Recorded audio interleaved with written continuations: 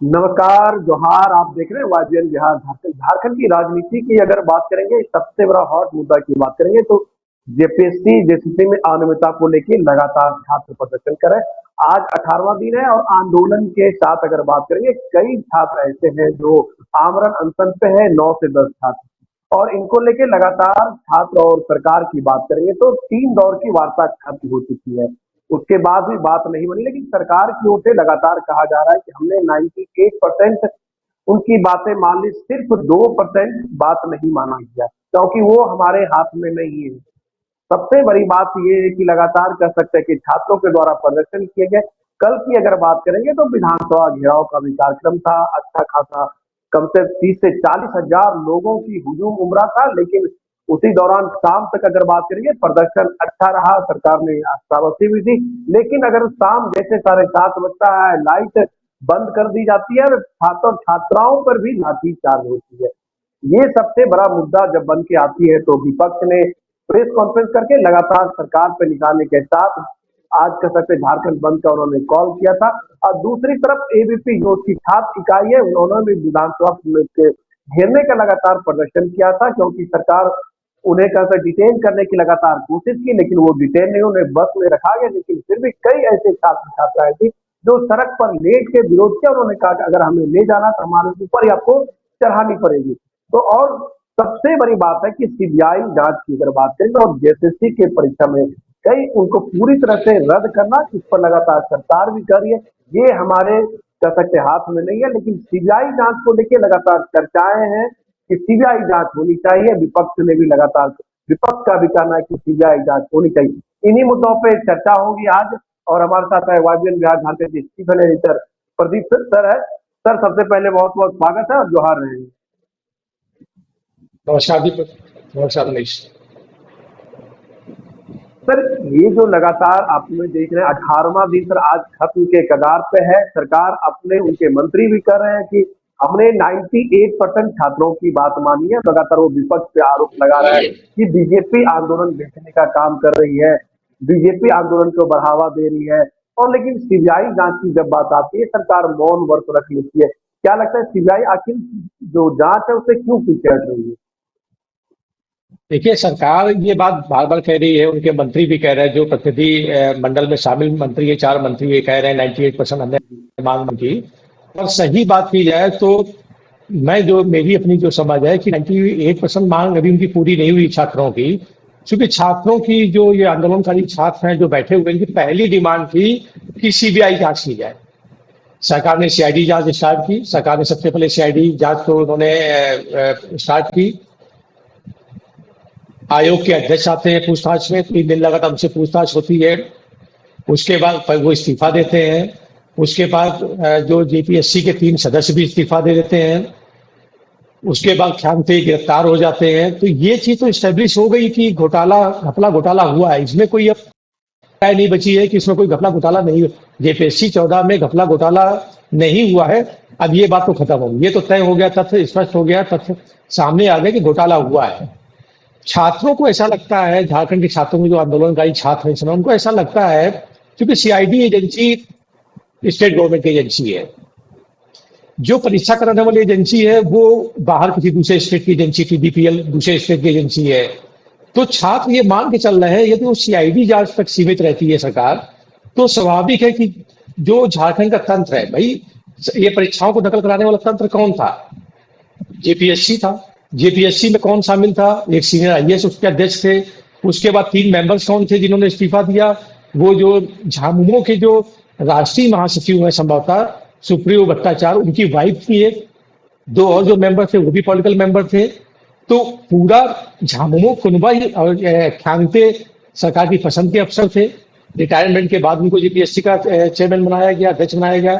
तो इसका मतलब है कि ये सारे सरकार के पसंद के लोग थे। सरकार ने ऐसा नहीं कि ये कहीं सिलेक्शन से होके आए थे या किसी कोई वैधानिक प्रक्रिया के तहत इनका चयन हुआ था। वो सब सरकार के यस मैन लोग थे, सरकार की पसंद के लोग थे। अब इन लोगों ने जो है, यदि ये लोग इसमें शामिल हैं, इस पूरे जो धांधली हुई है, आंसर शीट में धांधली हुई है, परीक्षा कराने से पहले उसमें कथित तरीके से अनियमितताएं की गई हैं, कुछ छात्रों से पैसा लेके उनको पास कराया गया है, जैसा कि ये तथ्य सामने आया टीडीपीएल से खैंगतो को 2 करोड़ रुपए मिला। अब ये मिला नहीं मिला ये तो भी जांच का विषय है, तो ये तथ्य सामने आया है। ये अभी कोर्ट में जाके एस्टेब्लिश होगा कितना पैसा मिला, किसको मिला, कहाँ मिला, कब कब मिला। तो जो छात्रों की बड़ी डिमांड है वो उनकी सबसे मुख्य डिमांड यही थी, क्योंकि वो जान रहे हैं चीजों को कि यदि वो सीबीआई जांच नहीं होगी तो सीआईडी जांच के नाम पे जैसे पूर्व में तमाम जांचें हुई है स्टेट गवर्नमेंट की एजेंसीज ने, वहां पुलिस ने तमाम परीक्षाओं की जांच की है, उसमें क्या निकला।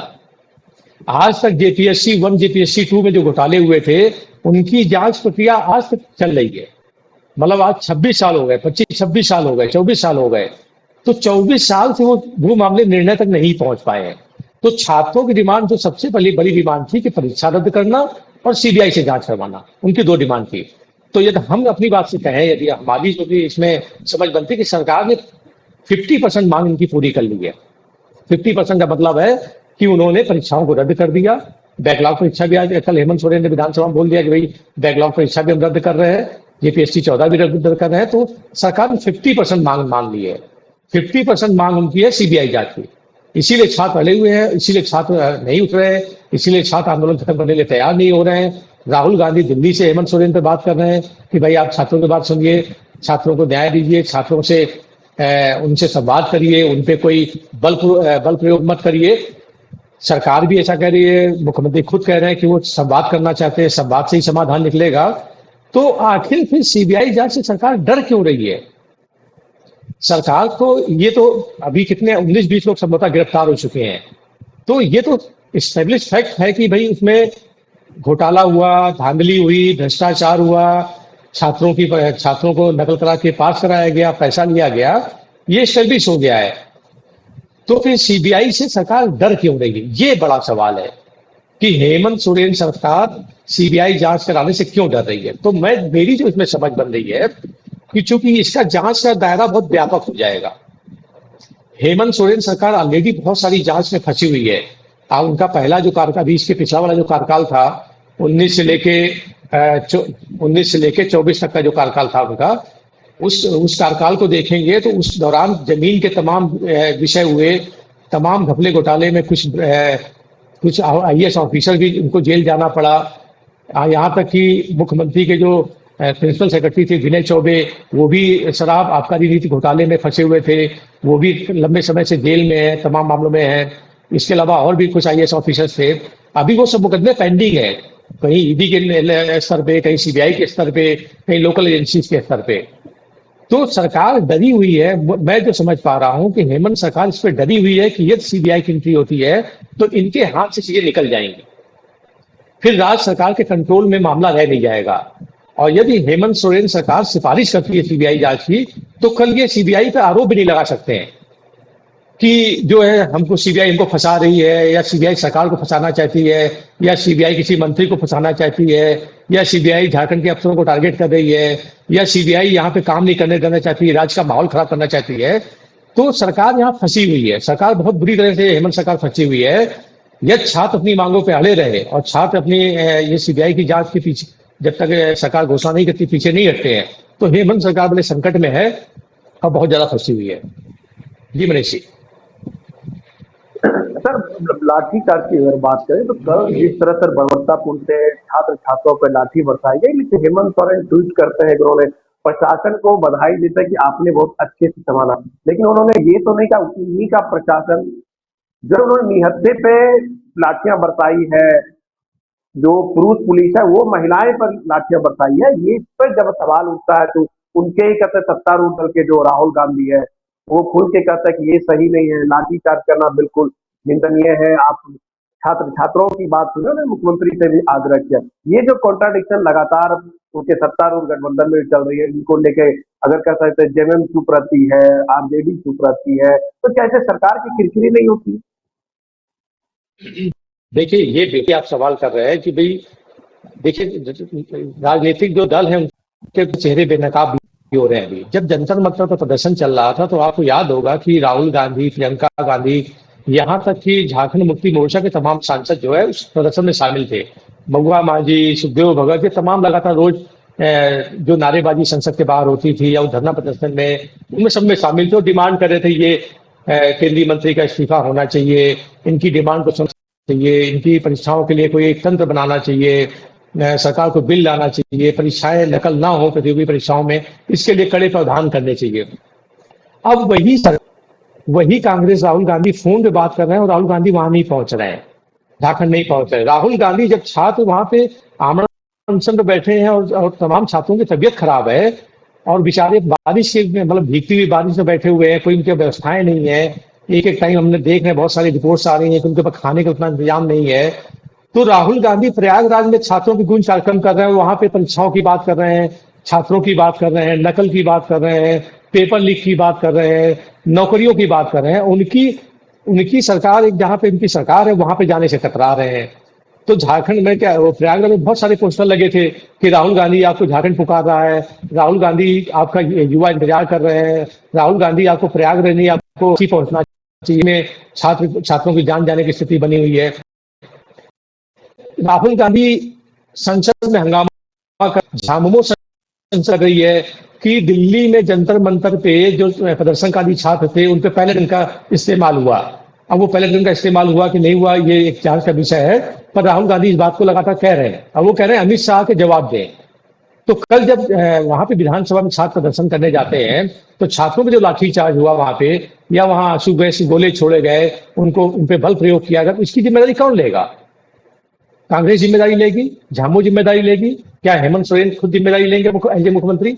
जो आप बात कर रहे हैं कि भाई वो तो प्रशंसा कर रहे हैं, उन्होंने प्रशासन की प्रशंसा की कि प्रशासन ने बहुत अच्छे तरीके से हैंडल किया, प्रशासन ने बहुत मतलब कोई बहुत अराजकता नहीं फैलने दी।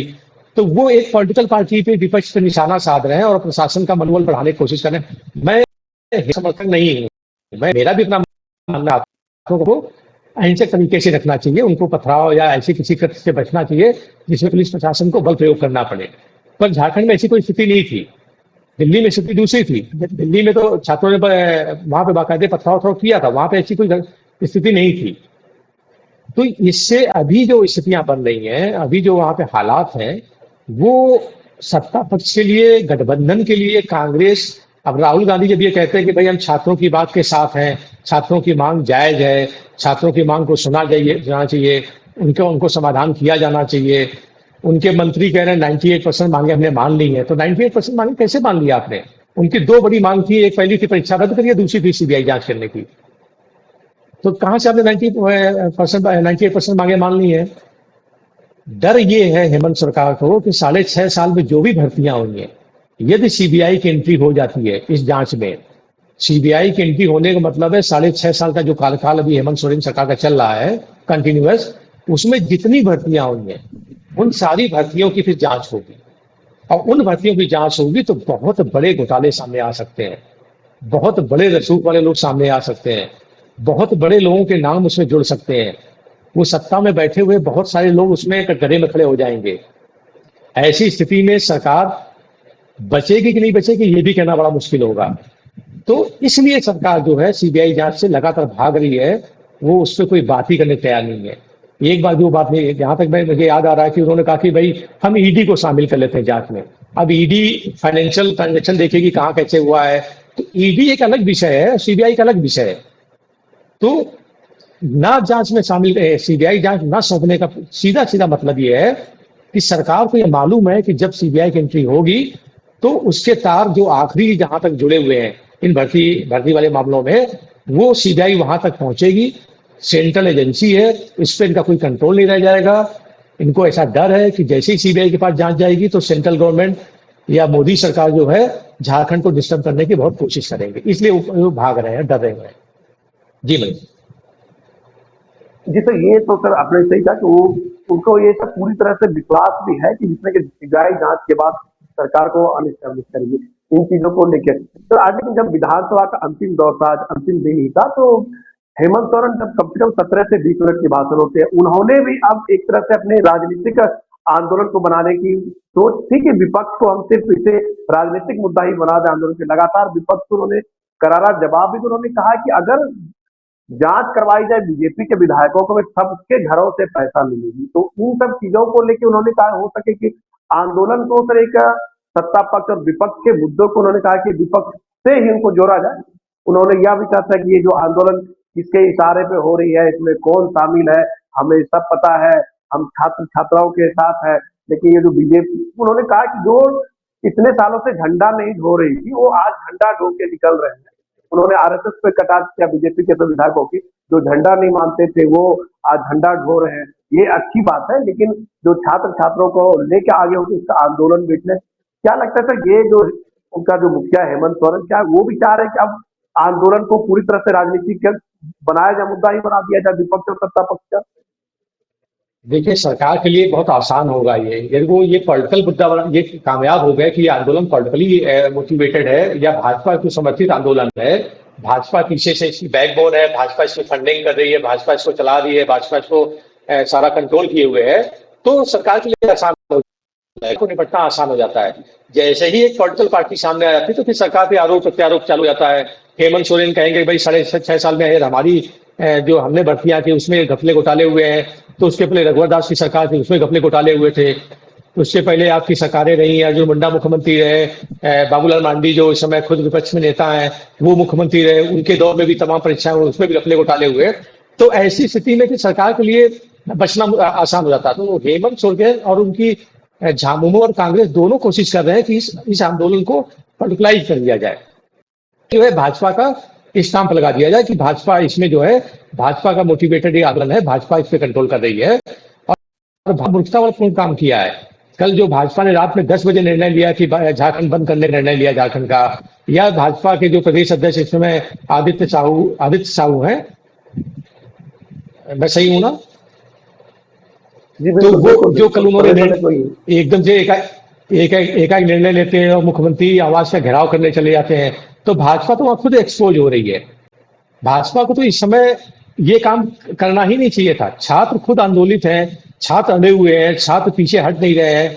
इतनी बारिश में, घनघोर बारिश में वो खुले आसमान के नीचे बैठे हुए हैं, बिना भूख के, मतलब बिना खाने के बैठे हुए हैं। बावजूद भाजपा ने इसमें एंट्री करके थोड़ा बहुत आंदोलन को कमजोर किया है, उससे आंदोलन मजबूत नहीं हुआ है। जितना भाजपा इसमें घुसती जाएगी, जितना इसमें जयराम महतो घुसते जाएंगे, जितने ऑल पॉलिटिकल पार्टी इसमें घुसती जाएंगी, उतना ही ये आंदोलन कमजोर होता जाएगा। ये आंदोलन छात्रों के हाथ में रहा, इसका नेतृत्व छात्र करते रहे, तो ये आंदोलन मजबूत रहेगा। जैसे ही इसमें पॉलिटिकल पार्टी या भाजपा पूरी ताकत से घुस जाती है तो ये आंदोलन कमजोर हो जाएगा। जो भाजपा वहां पे मुक्त कर रही है, जब छात्रों का आंदोलन है, छात्र उसमें एग्रेशन से अपनी डिमांड को रख रहे हैं, सरकार दबाव में है, सरकार उनकी मांग मानने की, उनकी काफी मांगे सरकार ने मान ली है, तो वहां पे फिर भाजपा को अपने पीछे रहना चाहिए था, भाजपा को नहीं सामने आना चाहिए था। तमाम मुद्दे होते, तमाम विषय होते हैं, तो उनकी अखिल भारतीय विद्यार्थी परिषद तो पहले क्यों नहीं खड़ी हो गई थी? यदि भाजपा को लगता है कि इतना बड़ा मामला था तो भाजपा पहले क्यों नहीं खड़ी हो गई? अब छात्रों का मूवमेंट खड़ा हो गया, छात्रों का आंदोलन खड़ा हो गया, तो आप भी रोटी सेकने आ गए। तो अभी भाजपा की स्थिति यही है कि जो छात्रों ने जो आंदोलन वहां खड़ा किया है, बच्चों ने जो आंदोलन खड़ा किया है, युवाओं ने जो आंदोलन खड़ा किया है, उस पर अपनी रोटी सेकने चले गए वो। तो हेमंत सोरेन के लिए तो बड़ी अच्छी बात है ये, वो चाहती है कि भाजपा का चेहरा सामने आ जाए, भाजपा खुल के सामने आ जाए, भाजपा खुल के कहे कि हाँ हम आंदोलन कर रहे हैं, तो फिर उनके लिए आसान हो जाएगा। फिर वो कोई मांग मानने वाली नहीं है, फिर तो लड़ाई दो पॉलिटिकल पार्टी की लड़ाई होती रहेगी, सत्ता विपक्ष की लड़ाई होती रहेगी, उसमें फिर कोई दम नहीं रह जाएगा। तो ये छात्र भी अड़े रहेंगे और भाजपा उसमें बहुत आगे नहीं आती है, तो सरकार के लिए संकट की बात होगी। सर, अब विधानसभा सत्र खत्म होने के बाद सर आप जयराम सर अपने कह सकते पुराने अंदाज में भी लौटने वाले, उन्होंने कल कहा भी था कि सत्र खत्म होने के बाद हम आंदोलन को और तेज धार देंगे। तो उन्होंने ये भी कहा, क्या लगता है जो अभिजीत दिपके है कांग्रेस जनता पार्टी को जो कह सकते मुखिया है, उनसे भी कहने उनकी बातचीत हो रही है। सर, क्या जयराम महतो और सर उनके मिलने से क्या लगता है कि जो अभी का जो आंदोलन का धार है और मजबूती हुआ, क्योंकि सरकार तो बात मान नहीं रही है, क्योंकि जयराम महतो चाह रहे हैं कि अगर हम इससे पूरी तरह से जुटे तो उनका कहीं ना कहीं जो सर फेस वैल्यू तो और आगे बढ़े। तो क्या लगता है अभिजीत दिपके और या जयराम महतो के मिलने से क्या आंदोलन को और मजबूती मिल सकती है, अगर ऐसा समीकरण बनता है इन लोगों के बीच में? देखिए, जयराम महतो वहाँ यूथ आइकॉन बने हुए हैं। पिछले 3-4 साल से जयराम महतो को यूथ में बहुत सुना जा रहा है, खासकर बैकवर्ड जाति के जो यूथ है वहाँ पे, या और तमाम जातियों के यूथ हैं, वो जयराम महतो पे काफी भरोसा कर रहे हैं। और वहाँ पे महतो झारखंड में काफी मजबूत बिरादरी है, आर्थिक रूप से भी मजबूत है और पॉलिटिकली बहुत मजबूत है। तो जयराम महतो उनके एक तरह से लीडर बने हुए हैं और उन्होंने काफी भाजपा को डेंट किया है, आजसू को बहुत डेंट किया उन्होंने। तो जयराम महतो इस मौके को गंवाना नहीं चाहते हैं। मैं जयराम महतो को मालूम है, क्योंकि ये यूथ में ऐसा नहीं कि हेमंत सोरेन की सरकार में ही ऐसा है, इससे पहले जो सरकार है तब भी यूथ के साथ ऐसा ही कि मतलब यूथ पहले प्रताड़ित नहीं था, यूथ को पहले सारी नौकरियां मिल रही थी, वहां बेरोजगारी का कोई मुद्दा नहीं था, प्रतियोगी परीक्षाओं में कोई दिक्कत नहीं थी, पहले भी विषय थे। पर जयराम महतो चूंकि युवाओं की राजनीति करते ही इतने एकदम से चमके हैं, एकदम से बड़े हुए हैं, विधायकी जीत गए हैं, उनकी पार्टी का थोड़ा सा झारखंड में विस्तार हो रहा है, वो दिखने लगे हैं। तो जयराम महतो इस मुद्दे को नहीं छोड़ना चाहते। किसी भी पॉलिटिकल पार्टी के लिए एक मौका होता है ये, तो उनको छोड़ना भी नहीं चाहिए। पर अभिजीत दीपके जो है वो इसमें एक्सपोज हो रहे हैं। अभिजीत दीपके जो है नीट परीक्षा जो मतलब वहां पे जो नीट परीक्षा पहले में लीक हुआ, पेपर लीक हुआ, उसके बाद वो परीक्षा रद्द हो जाती है, उसके बाद सेंट्रल गवर्नमेंट बहुत तत्परता से परीक्षा को फिर से आयोजित करती है, उसका रिजल्ट आ जाता है, रिजल्ट आने के बाद बच्चों पे काउंसलिंग मतलब उनका एडमिशन प्रोसेस स्टार्ट होने वाला होता है, तब वो ये डिमांड लेके आते हैं, अमेरिका से आते हैं, यहाँ पे सीधे अवतरित होते हैं और केंद्रीय शिक्षा मंत्री के इस्तीफा मांगने के लिए जंतर मंतर बैठ जाते हैं। ठीक है, वो एक बड़ा आंदोलन होता है, उनको सफलता मिलती है, अभिजीत दीपके एकदम से यूथ के बड़े लीडर बन के निकल आते हैं कि भाई यूथ के आइकॉन है। हालांकि उन्होंने कह दिया है कि भाई हम पॉलिटिकल पार्टी नहीं बनाएंगे, हम प्रेशर ग्रुप के रूप में काम करेंगे। पर वो झारखंड नहीं जा पा रहे हैं। झारखंड में उनका 20वां-22वां दिन है संभवतः, तो 18वां दिन है। तो झारखंड 18 दिन में केवल उनका एक डेलीगेशन, एक प्रतिनिधि जाता है और वो एक बार टेलीफोन पे बात करते हैं। ये सवाल लगातार उठ रहा है कि भाई सीजेपी जो ये बात कहती है हम छात्रों के विषय को लेके पूरे देश में जाएंगे, छात्रों के विषय लेके हम सारे राज्यों में जाएंगे, हम एक प्रेशर ग्रुप के रूप में काम करेंगे, हम छात्रों से जुड़े मुद्दे, एजुकेशन से जुड़े मुद्दे उठाएंगे। तो झारखंड में इतना बड़ा मुद्दा बना हुआ है, तो अभिजीत दीपके क्यों नहीं पहुंच रहे वहां पे? तो इससे उनकी उनकी उस पर सवाल उठ रहा है कि कहीं ऐसा तो नहीं अभिजीत दीपके वाकई आम आदमी पार्टी के पीछे से समर्थित एक कैंडिडेट थे? ऐसा तो नहीं विपक्ष से फंडेड एक वो नेता खड़ा किया गया, एक संगठन खड़ा किया गया, उसके बाद उन्होंने आंदोलन खड़ा किया? ऐसा तो नहीं कि केवल ये भाजपा या भाजपा नीति सरकारें जहां पे गठबंधन सरकारें हैं वहीं पे आंदोलन करने जाएंगे जहां विपक्षी सरकारें हैं? अभी तमिलनाडु में आंदोलन चल रहा है, वहां पे अभिजीत दीपके नहीं जा रहे हैं। झारखंड में आंदोलन चल रहा है, वहां अभिजीत दीपके नहीं जा रहे हैं। पंजाब में परीक्षा को लेकर वहां पे बवाल चल रहा है, वहां अभिजीत दीपके नहीं जा रहे हैं। तो यहाँ पे अभिजीत दीपके की जो भूमिका है थोड़ा सा संदिग्ध हो रही है। और यदि अभिजीत दीपके ऐसे ही बीमारी का बहाना कि मुझे भी टाइफाइड है, हमारे तमाम वॉलंटियर अभी बीमार है, अभिजीत दीपके ने ये भी तो नहीं आह्वान किया कि भाई सारे काकरोच पहुंचे झारखंड, हम भी पहुंचने वाले हैं, आप लोग जाइए। और वो देवेंद्र नाथ महतो या और जो तमाम 8-10 बच्चे वहां बैठे हुए हैं, अमन अनशन पे बैठे हुए हैं, उनके समर्थन में आप पहुंचिए वहां पे। उन्होंने वो भी अनाउंस नहीं किया कोई। तो अभिजीत दीपके की जयराम महतो से क्या बात होती है वो मैटर नहीं कर रहा है। अभिजीत दीपके यदि ये सेलेक्टिव काम करेंगे कि जहां भाजपा की सरकार है वहां पे परीक्षा लीक होती है, पेपर लीक होता है, तो हम आंदोलन करने पहुंच जाएंगे। जहां पे भाजपा की सरकार नहीं है, विपक्षी सरकार है, झामुमो सरकार है, राजद सरकार है, सपा सरकार है, कांग्रेस सरकार है, या डीएमके की सरकार है, या और कोई पार्टी की सरकार है, लेफ्ट की सरकार है, तो वहां हम नहीं जाएंगे। तो अभिजीत दीपके जितनी तेजी से यूथ के बीच में चर्चित हुए हैं उतनी ही तेजी से वो खत्म हो जाएंगे। फिर उनका करियर जो है 2-4-5 साल भी चलना मुश्किल है। अभी जैसे झारखंड में उनकी निष्ठा संदिग्ध हुई, ऐसे ही 1-2 और राज्यों में कुछ होता है, वो नहीं पहुंचते हैं, तो अभिजीत दीपके का काम लगभग फिर धीरे धीरे खत्म हो जाएगा। कांग्रेस जनता पार्टी वहीं पे खत्म हो जाएगी। सर अंतिम जी। तौर पर सवाल अब एक सर ये, तो सवाल अब ये बन रहा है सर, विधानसभा खत्म होने के बाद आंदोलन को लेकर, क्योंकि सर कल जब से लाठीचार्ज हुए तब से छात्र छात्रों ने अपने ओर से कहा कि अब हमें जो भी प्रतिनिधि है सरकार की प्रतिनिधि से बात नहीं करना है, हमें अब सिर्फ मुख्यमंत्री हेमंत सोरेन से ही बात करनी है। अगर उनसे हमारी 1-to-1 बात होती है तब हम लोग कुछ आगे सोचेंगे या आंदोलन खत्म करने की बात करेंगे। क्योंकि जब विधानसभा में हेमंत सोरेन ने बातें कर देती है कि सिर्फ उन्होंने भी कहा कि हमें बहुत अधिक से ज्यादा बातें मान ली, अपने पीटी परीक्षा रद्द कर दिए, बैकलॉग रद्द कर दिया, क्या इसके बाद से जो छात्र की मांग है, क्या हेमंत सोरेन से 1-to-1 बात करने की स्थिति में है या आंदोलन सर ऐसे अनवरत चलता रहेगा? देखिए, अनवरत आंदोलन नहीं चल सकता है ये, क्योंकि अनवरत आंदोलन चलने का मतलब है राहुल गांधी अभी इनको यूपी के इलेक्शन में जाना कांग्रेस को।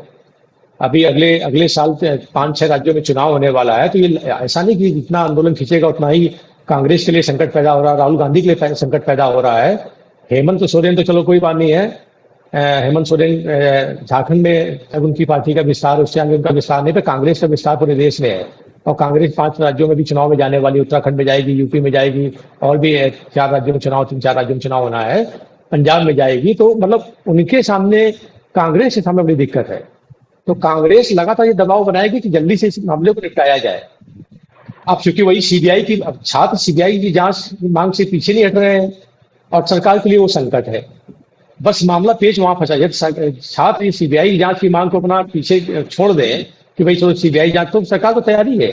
सरकार ने परीक्षाएं रद्द कर दी हैं, सरकार सीआईडी जांच कर रही है, सरकार वहां पे कोई परीक्षा के लिए कोई एजेंसी बना सकती है, नया कोई तंत्र खड़ा कर सकती है ताकि आगे वाली परीक्षाएं लीक ना हो, घपले घोटाले ना हो। तो मामला सब सीबीआई पे फंसा हुआ है, लेकिन इनको कोई ना कोई सोल्यूशन निकालना पड़ेगा। हो सकता है 1-to-1 जब छात्र हेमंत सोरेन से बात करें, मुख्यमंत्री से सीधे जाके बातचीत करें जाके, तो मुख्यमंत्री इनको ऐसा कोई आश्वासन दे दें कि उस पर छात्रों की सहमति बन जाए, छात्र मान जाए, या हेमंत सोरेन उनको डिप्लोमेटिक तरीके से मना ले जाए। तो ये उनके कौशल पे है, सरकार के कौशल पे है, हेमंत सोरेन के कौशल पे है कि वो छात्रों को राजी कर ले जाए। पर यदि वो राजी नहीं हुए तो फिर सरकार, जब तक वो बैठे रहेंगे तब तक जो है सरकार का सांसद फंसी रहेगी। और अल्टीमेटली कांग्रेस, अभी तो कांग्रेस आग्रह कर रही राहुल गांधी, हो सकता है कांग्रेस बाद में सख्ती से बात करे कि भाई आपको इसको खत्म करना पड़ेगा और हम इसको बर्दाश्त नहीं कर पा रहे हैं, क्योंकि हमको इससे बहुत दिक्कत हो रही है। राहुल गांधी छात्रों गूंज में प्रयागराज जाते तो वहां पे इतने सवाल उठते हैं, तो जब तक आंदोलन नहीं खत्म तो होता तब तक वो किसी दूसरे डिस्ट्रिक्ट में जा ही नहीं पाएंगे। और जाएंगे तो किस मुंह से जाएंगे? यदि मान लीजिए वहीं पे छात्रों से संवाद करते टाइम किसी छात्र ने खड़े होकर 4 सवाल कर दिए कि आप यहाँ पे छात्रों की बात कर रहे हो, प्रतियोगी परीक्षाओं की बात कर रहे हो, नकल की बात कर रहे हो, लीक की बात कर रहे हो, और आपके राज्य में जहाँ आपकी सरकार है वहां तो आप कोई समाधान दे नहीं पा रहे हो। तो कांग्रेस बहुत दबाव में है। झामुमो जितने दबाव में है उससे ज्यादा दबाव में कांग्रेस इस समय है। तो ये आंदोलन अनवरत नहीं चलेगा। या तो हेमंत सोरेन बहुत कौशल से, बहुत स्ट्रेटजी से, बहुत सलीके से, सावधानी से बच्चों को मना ले जाएंगे, और नहीं तो फिर उनको सीबीआई जांच पे जाना पड़ेगा। और सीबीआई जांच पे जाते हैं तो सरकार के लिए फिर दूसरी मुसीबत है। बच्चे तो चले जाएंगे, आंदोलन खत्म हो जाएगा, पर सरकार के लिए एक दूसरी मुसीबत चालू हो जाएगी, वो और ज्यादा बड़ी हो सकती है आने वाले समय में जब सीबीआई जांच करेगी। अब देखना होगा कि अंतिम दौर में यही है कि आज विधानसभा मानसून सत्र खत्म हो चुका है, लेकिन अब अगर बात करें क्या सरकार उससे वार्ता करती है या नहीं करती है, क्योंकि हेमंत सोरेन तो लगातार अपने सदन में उन्होंने कहा कि हमने बच्चों की बात मानी है और हमारे लिए पूरी तरह से दरवाजा खुला हुआ है, वो आए और हम उनका स्वागत करते हैं। लेकिन छात्रों का भी स्पष्ट तौर पर अब ये कहना है कि आप हमसे 1-to-1 बात करें तभी आंदोलन खत्म होगा। लेकिन देखना होगा कि हेमंत सोरेन छात्रों से बात करते हैं या नहीं। तब तक आप बने रहिएगा वाईबीएन बिहार झारखंड के साथ। तमाम खबरें आपको वाईबीएन बिहार झारखंड में आपको दिखेगा और जानकारी देते रहूंगा। नमस्कार।